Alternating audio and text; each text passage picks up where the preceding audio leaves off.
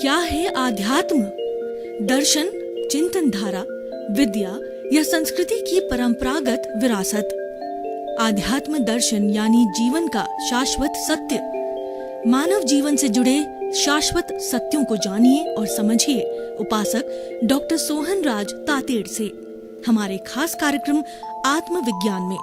आत्मविज्ञान यानी सही दृष्टि, सही सोच। भाई और बहनों, मातृशक्ति को नमन। स्टूडियो में आपका हार्दिक स्वागत है। अभिनंदन, सत्कार। आत्मविज्ञान, साइंस ऑफ द सोल कार्यक्रम के अंतर्गत हम आपको सही दृष्टि, सही सोच, राइट विजन, राइट थिंकिंग के तहत आपकी नकारात्मक सोच को तिरोहित करते हैं, उसको सकारात्मक बनाते हैं। हमारा उद्देश्य है एक अच्छे इंसान का निर्माण करना। और अच्छा इंसान जब होगा जब उसमें पॉजिटिव थिंकिंग आएगी। तो हमारे कार्यक्रम का उद्देश्य है पॉजिटिव थिंकिंग को ज़्यादा से ज़्यादा समर्थन करना, बताना लोगों को, और नए नए एपिसोड्स के माध्यम से बताते हैं। तो आज का हमारा बहुत ही सुंदर उपक्रम है, एपिसोड है, वो है सामायिक आलोचना, प्रतिक्रमण, प्रत्याख्यान। भाई और बहनों, ये चारों शुद्धिकरण के, सब्लिमेशन के, अपने आप को शुद्ध करने के लिए बहुत बड़े बड़े उपाय हैं। देखिए, शुद्धिकरण हर एक चाहता है और भगवान भी जो है वो सफाई को चाहता है। Cleanliness is next to the godliness. जो ईश्वर है उसको स्वच्छता प्रिय है। और ईश्वर जो देव गति में निवास करते हैं, 33 करोड़ देवी देवता, 64 इंद्र, वो हमारे मनुष्य लोक के अंदर आने से घबराते हैं। क्यों घबराते हैं? यहाँ पर इतनी अशुद्धि है कि वो उस अशुद्धि को सहन नहीं कर सकते। इसका मतलब क्या है? उनको शुद्धिकरण चाहिए, उनको स्वच्छता चाहिए।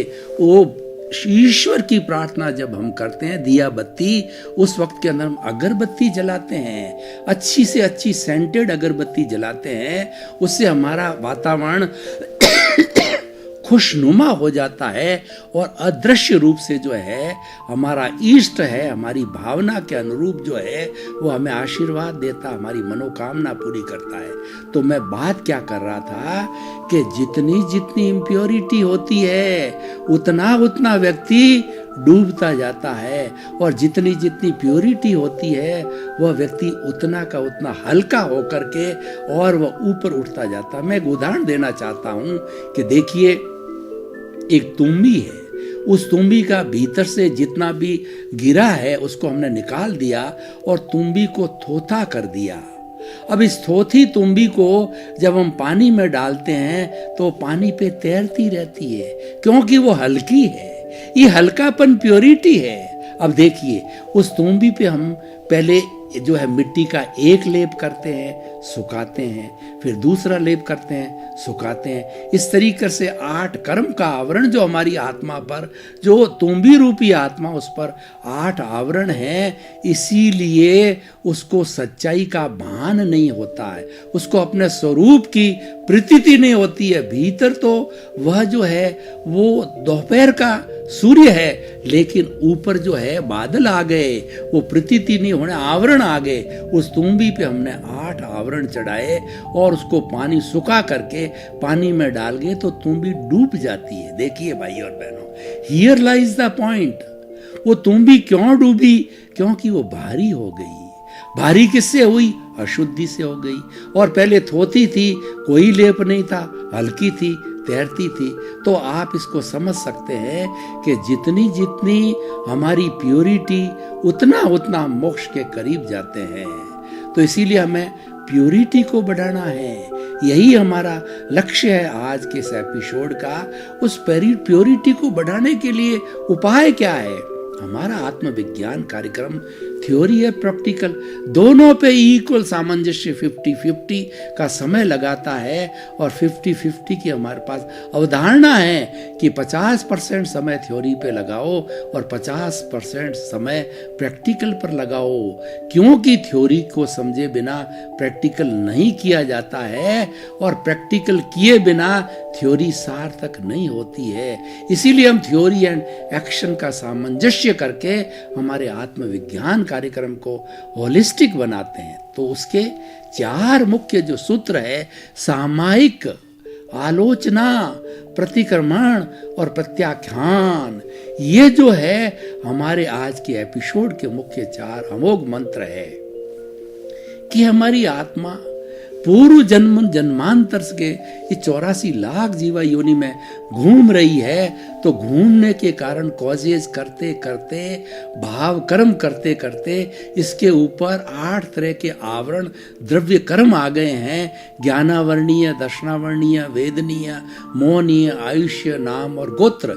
इसमें से 4 जो है ज्ञाति कर्म होते हैं, ज्ञानावर्णीय, दर्शनावर्णीय, मोहनीय और अंतराय आत्मा की घात करते हैं, आत्मा का गला घोंटते हैं और ये आत्मा के पीछे पीछे लगे रहते हैं जिस भी योनि में जाती है। और दूसरे अघाती कर्म होते हैं, वो शरीर से जुड़े हुए रहते हैं। आज देखिए मेरा शरीर, ये मानव जीवन है। पिछले जन्म में भी कुछ न कुछ कर्म मैंने किए थे, मेरे को पता नहीं है कि वो नरक गति, तिर्यंच गति, मनुष्य गति, देव गति किससे वापस आया हूँ। पर ये जरूर है अच्छा कार्य किया है, इसीलिए मनुष्य गति मिली है। तो वह जो है मेरी जो है वो तिर्यंच या जो है हमारा जो है देव गति से आया हो सकता हूँ। और अगले जन्म में जब जाऊंगा ये आत्मा का आयुष्य पूरा हो जाएगा और इस जन्म में अच्छे सुकृत करूंगा तो मानव जीवन फिर मिलेगा या देव गति मिलेगी। वो तो आयुष्य पे निर्भर करता है, विषय अलग है। मैं तो इन सब की शुद्धि करने के लिए 4 मंत्रों की बात कर रहा हूँ। सामायिक अर्थ होता है समता भाव।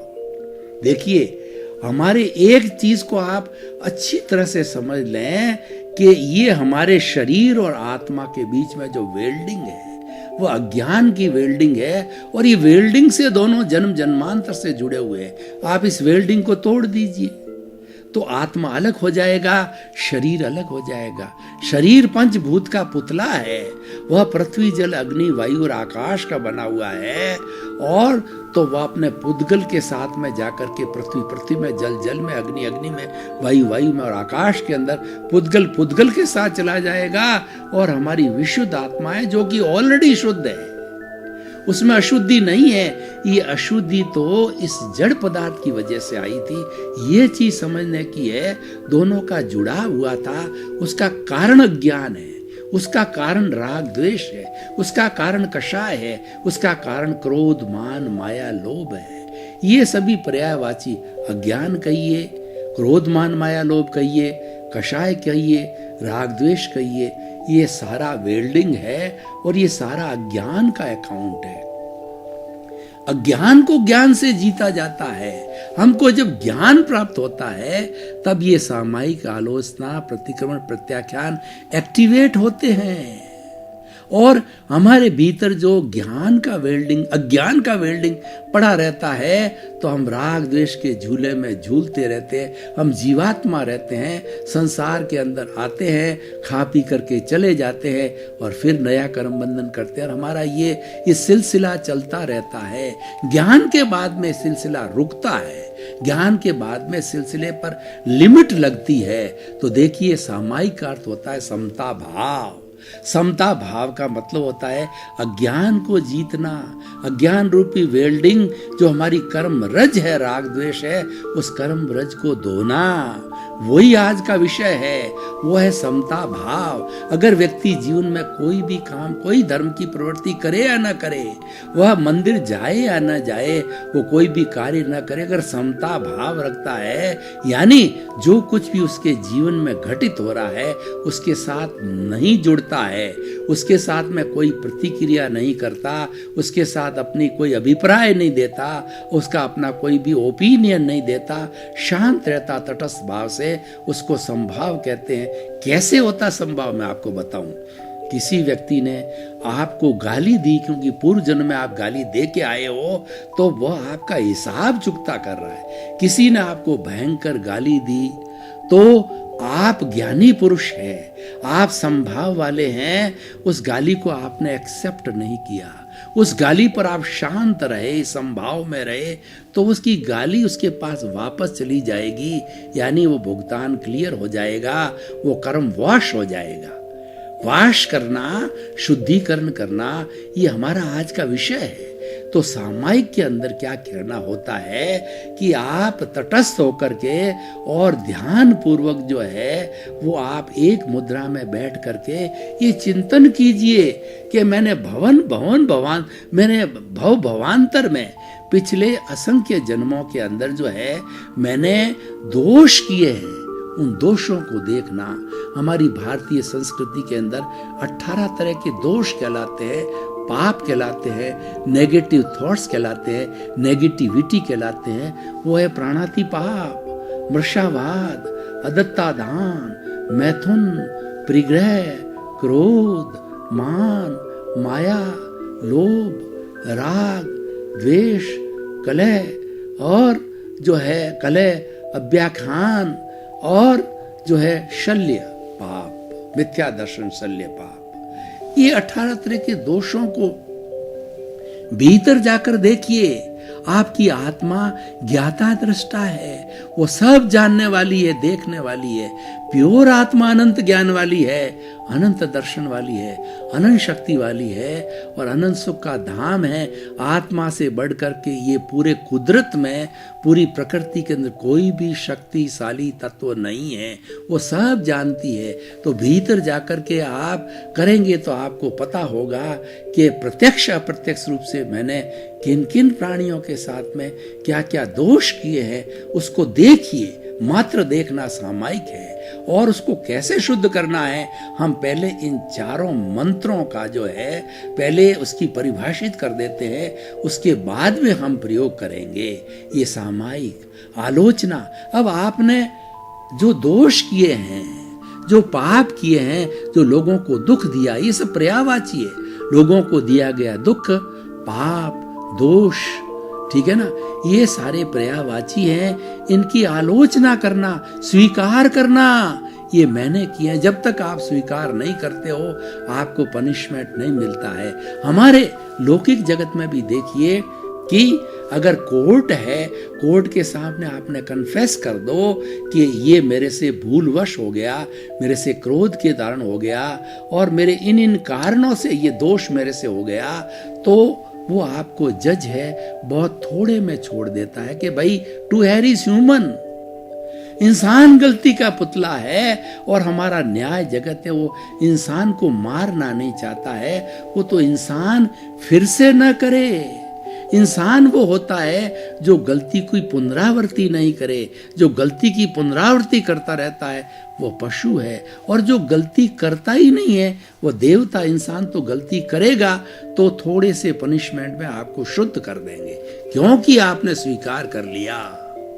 और आप नहीं करते हो तो दोनों तरफ के पक्ष और एविडेंस के माध्यम से लंबा समय निकल करके फिर आपको स्वीकार कराया जाता है, आपको पनिशमेंट मिलता है। वो गलत भी हो सकता है, सही भी हो सकता है। तो देखिए, अपन बात कर रहे थे कि आलोचना, स्वीकार करो अपनी आत्मा की साक्षी में भीतर विराजमान प्रभु से कि ये दोष मैंने किए हैं, मुझे शुद्ध करो, मुझे इनसे अलग करो। क्योंकि जब तक आप शुद्ध नहीं होगे मूल अवस्था को प्राप्त नहीं करोगे, क्योंकि मूल अवस्था को प्राप्त नहीं होने का कारण वो अज्ञान रूपी वेल्डिंग है, वो दोष है जो आपने किए हैं, वो पाप है, वो राग है, द्वेष है।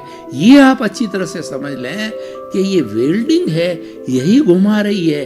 और जीवन का लक्ष्य है अज्ञान को तोड़ करके ज्ञान की प्राप्ति करना।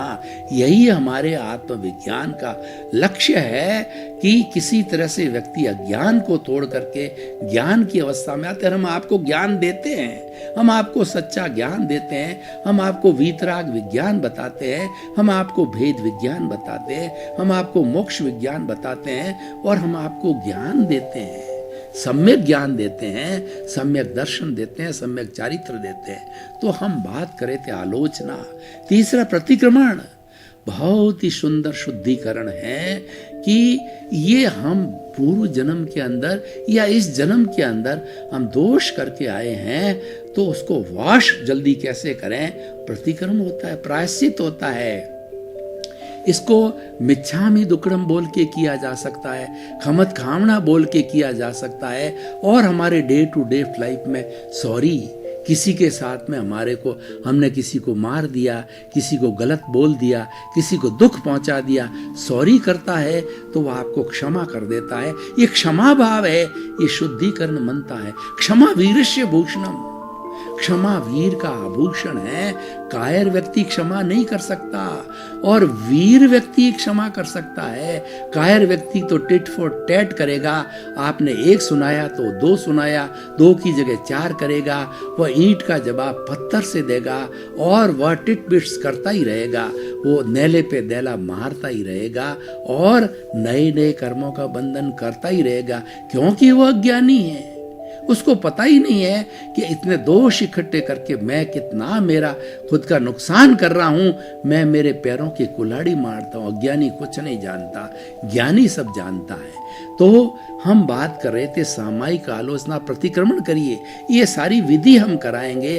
आप हर क्षण जो है वो 84 लाख जीवा योनि से प्रत्यक्ष अप्रत्यक्ष रूप से करते रहिए। आपकी जो ये आत्मा है, ये अव्ययवाद आत्मा है, प्योर सोल है, वो हर एक में है। चाहे चूहा हो, चाहे बिल्ली हो, चाहे गाय हो या भैंस हो, 84 लाख जीवा योनि की प्योर सोल है। वह राम के जैसी है, कृष्ण के जैसी है, महावीर के जैसी है, 33 करोड़ देवी देवताओं जैसी है, आपके जैसी, मेरे जैसी है। वो कोई फर्क नहीं है। Absolute all these pure souls are having the same property, same characteristic, same ingredients. कौन से? अनंत ज्ञान, अनंत दर्शन, अनंत शक्ति और अनंत सुख। ये चार बड़े उसके इंग्रेडिएंट्स हैं। तो भाइयों और बहनों, वो बात अव्ययवाद आत्मा हरे की है, मूल आत्मा, उस तक आपकी बात पहुंच जाती है। आपको किसी तार की जरूरत नहीं है, किसी माध्यम की जरूरत नहीं होती है, वो ऑटोमेटिकली आपकी भावों से, आपकी भावना से पहुंच जाती है। तो प्रायश्चित जाने अनजाने का हम सब प्रायश्चित करते रहते हैं और करते रहना चाहिए। ज्ञान लेने के बाद में शुद्धिकरण का सबसे बड़ा अमोघ मंत्र प्रायश्चित है, प्रतिक्रमण है, जिसकी हम बात कर रहे हैं। जब हम अतिक्रमण करते हैं तो हमें प्रतिक्रमण करना चाहिए। अतिक्रमण क्या है? अतिक्रमण दूसरे को दुख देना, मन से, वचन से, काया से, करने से, करवाने से, अनुमोदने से किसी प्राणी को दुख होता है तो उससे वापस लौट के आना प्रतिक्रमण है। यानी उससे क्षमा याचना करना, एक बच्चे की तरह शुद्ध अंतःकरण करके क्षमा याचना करना कि मेरे से गलती हो गई है, क्योंकि मानव गलती का पुतला है, आप मुझे माफ करो और आपकी गलतियों को मैं माफ करता हूँ। आगे चल के हम पूरा प्रयोग करेंगे।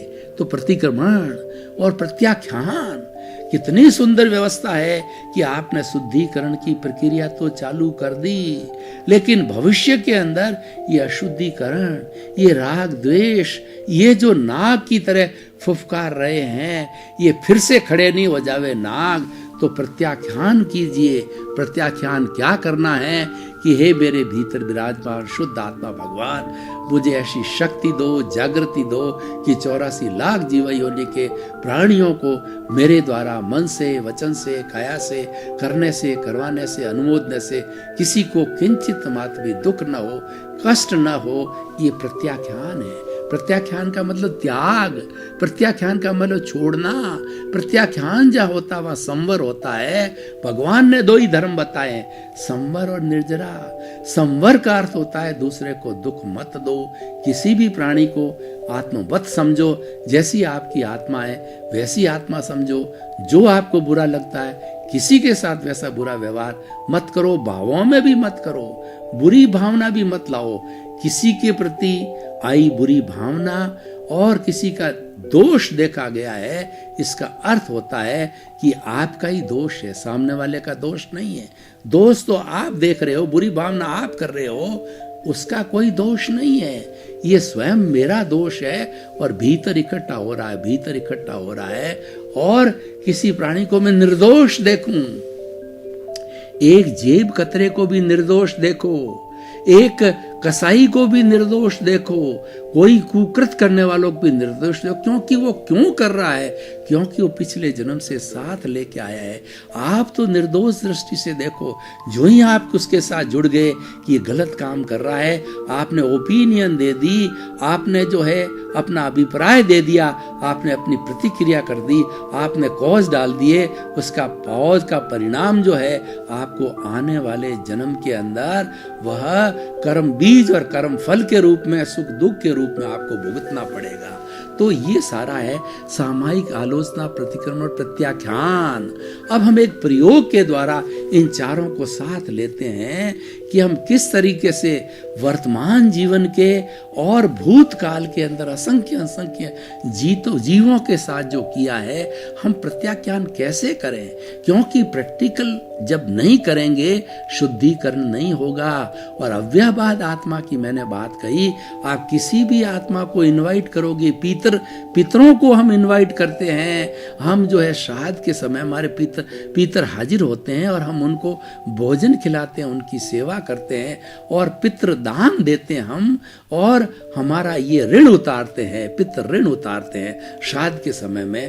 तो ठीक उसी तरीके से प्रयोग करा हूं तो उन समस्त 84 लाख जीवा योनि की प्राणियों को आह्वान करता है, आंखें कोमलता से बंद, हाथ जो है प्रणाम की मुद्रा में जुड़े हुए, और स्थिर अपने चित्त को स्थिर करके बैठ जाइए, हलन चलन को रोक दीजिए। अब आप जो है मैं बोलता हूँ, आप खाली अपने चित्त के अंदर उस बात को स्मरण करते जाइए।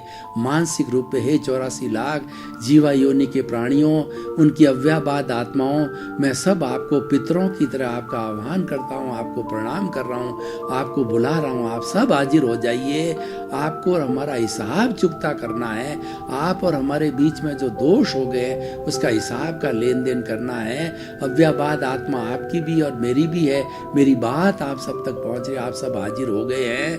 तो मैं आपको संसार रूपी नाटक के प्रारंभ से अध्यक्षण पर्यंत आप में से किसी से, मन से, वचन से, काया से, करने से, करवाने से, अनुमोदने से मैंने किसी को कष्ट दिया है, एक भोले बच्चे की तरह दिल खोल करके मैं आपके सामने आप प्रत्याख्यान करता हूँ, आलोचना करता हूँ कि मेरे दोषों को माफ करो। मैंने राग द्वेष वशीभूत होकर के दोष कर लिए, मुझे माफ करो, माफ करो। और सबसे पहले मैं आप समस्त को एनओसी देता हूँ कि मेरा हिसाब जो है ना, आपके प्रति कोई हिसाब बकाया नहीं है।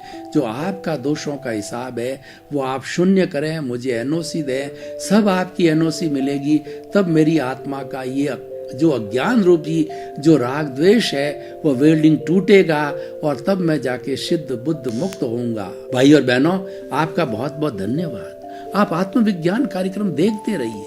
आत्मविज्ञान कार्यक्रम एक शुद्धिकरण का अमोघ मंत्र है। हम शुद्धि कैसे करें? जितनी शुद्धि होगी उतनी प्योरिटी बढ़ती जाएगी, और प्योरिटी इस हद तक बढ़ेगी कि आप अपने प्योर फॉर्म 24 कैरेट का सोना है वो शाश्वत सुख के फॉर्म में, शुद्ध आत्मा के फॉर्म में आप सिद्ध बुद्ध मुक्त बनेंगे।